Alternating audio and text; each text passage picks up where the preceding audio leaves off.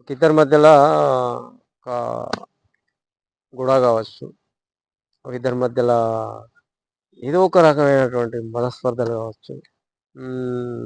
ఈర్ష్యా దేశాలకు సంబంధించినటువంటి పరిస్థితులు కావచ్చు.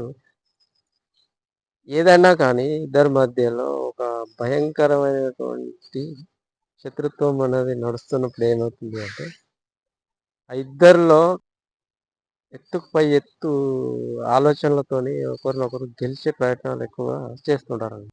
ఒక ఇద్దరి మధ్యలో గొడవలు జరుగుతున్నాయి. జరుగుతున్నప్పుడు ఒక వ్యక్తి ఏం చేస్తుంటాడంటే, ఎదుటి వ్యక్తికి సంబంధించినటువంటి బలహీనతలు ఏవైనా ఉంటే వాటిని తెలుసుకొని ఖచ్చితంగా వాడిని ఆ బలహీనతలను అడ్డు పెట్టుకొని అణగదొక్కాలని చూస్తుంటాడు. ఇది ఎవరు చేస్తారు ఎక్కువగా? ఎలాంటి వాళ్ళు చేస్తారా అంటే, బలహీనతలు ఉన్న వ్యక్తి మాత్రమే ఇలాంటి పనులు చేస్తుంటారు. అదెలాగో ఇప్పుడు చెప్తాను.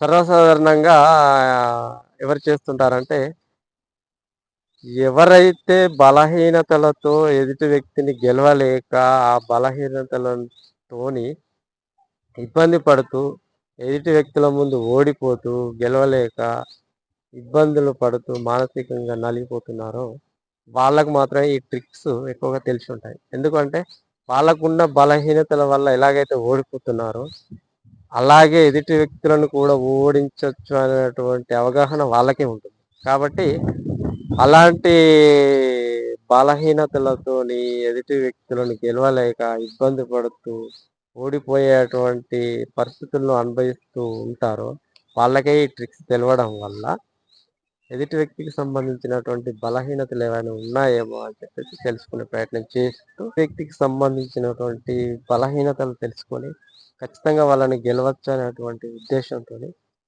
ఎదుటి వ్యక్తికి సంబంధించినటువంటి బలహీనతల గురించి తెలుసుకునే ప్రయత్నం చేస్తారు. ఆరు నూరైనా, ఎంత ఖర్చైనా, ఎంత కష్టమైనా ఎదుటి వ్యక్తికి సంబంధించినటువంటి బలహీనతల కోసం, ఆ బలహీనతలను తెలుసుకోవడం కోసం ఎందుకంత ఆరాటపడుతూ ఎదుటివానికి సంబంధించినటువంటి బలహీనతలను తెలుసుకునే ప్రయత్నం చేస్తారంటే, తనకున్న బలహీనతల వల్ల ఎదుటి వ్యక్తి ముందు ఎలాగైతే ఓడిపోతున్నాడో, అలాగే ఎదుటి వ్యక్తులు కూడా బలహీనతలనేటివి ఉంటే, అలాగే ఎదుటి వ్యక్తులు కూడా బలహీనతల వల్ల తన ముందు ఓడిపోయే అవకాశం ఉంటుందనేటువంటి ఒక తెలివైన ఆలోచనతోని ఎదుటి వ్యక్తిని ఓడించాలనే ఉద్దేశంతోని ఎదుటి వ్యక్తికి సంబంధించినటువంటి బలహీనతల్ని గురించి ఖచ్చితంగా తెలుసుకోవాలనేటువంటి ఆరాటంతోని ఎవరి ద్వారానన్నా లేకపోతే ఏదో ఒక అవకాశం ద్వారానైనా ఎదుటి వ్యక్తికి సంబంధించినటువంటి బలహీనతల్ని ఖచ్చితంగా తెలుసుకోవాలనేటువంటి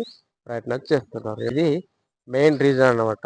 ఒక బలహీనుడే ఎదుటి వ్యక్తికి సంబంధించినటువంటి బలహీనతల్ని తెలుసుకునే ప్రయత్నం చేస్తాడు.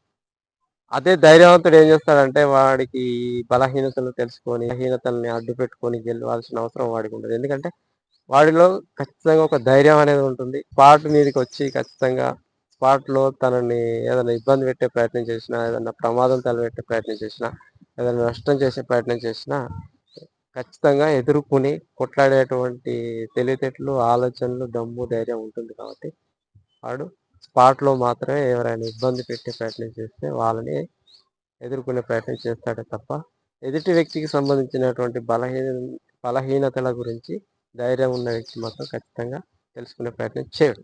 ఎవరు చేస్తారంటే, బలహీనుడు మాత్రమే ఎదుటి వ్యక్తికి సంబంధించినటువంటి బలహీనతలు ఏవైతే ఉంటాయో, బలహీనతలు ఏమైనా ఉంటే వాటిని తెలుసుకోవాలని చెప్పేసి ఆరాటపడుతుంటారు. ఇది నిజం అన్నమాట.